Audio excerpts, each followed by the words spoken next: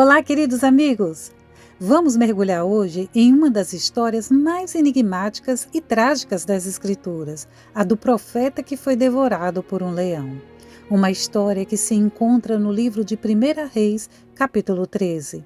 A punição parece ser severa para alguém que simplesmente caíra numa armadilha, sedutora de um falso profeta. Mas o homem de Deus receberá ordens diretamente do Senhor. Portanto, nenhuma pretensa revelação deveria fazê-lo duvidar da palavra de Deus. Tais conversações levaram Adão e Eva à perdição, juntamente com seus descendentes. No tempo dos reis de Israel, havia um homem de Deus que recebeu uma missão direta de Jeová. Ele foi enviado a Betel, uma cidade conhecida por suas práticas idólatras, para entregar uma mensagem ao rei Jeroboão. Jeroboão, líder do reinado dividido de Israel, havia construído altares para adorar bezerros de ouro, desviando o povo do culto do Deus verdadeiro. O profeta, movido pelo Espírito de Deus, não hesita. Ele profetiza contra o altar, declarando que seria destruído e que os ossos humanos seriam queimados sobre ele. Como sinal imediato, o altar se fendeu e as cinzas se derramaram.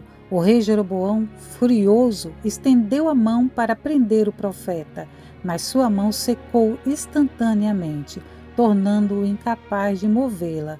O rei, temoroso, suplica ao profeta que ore para sua cura, e sua mão é restaurada. Deus havia dado uma ordem clara ao jovem profeta: não coma pão, nem beba água, nem volte pelo mesmo caminho que vieste. Assim, após cumprir sua missão, o profeta parte de Betel por outro caminho, fiel às instruções divinas. Mas então, entra em cena um velho profeta, também residente de Betel, que, ao ouvir sobre o jovem profeta, decide encontrá-lo. Ele monta em seu jumento e segue em busca do homem de Deus. Quando o encontra, o convence a retornar à sua casa, mentindo ao dizer que um anjo do Senhor o instruiu a trazer o jovem profeta de volta para comer e beber. O jovem profeta, ignorando as instruções divinas, cede ao convite e come na casa do profeta velho. Durante a refeição, a palavra do Senhor vem ao profeta velho, anunciando um destino sombrio. Por ter desobedecido à ordem direta de Deus, o jovem profeta não retornará ao seu lar. Ao ouvir esta notícia, o jovem profeta toma o seu jumento e segue pela estrada, tentando retornar. Um leão surge repetidamente e o ataca, matando-o.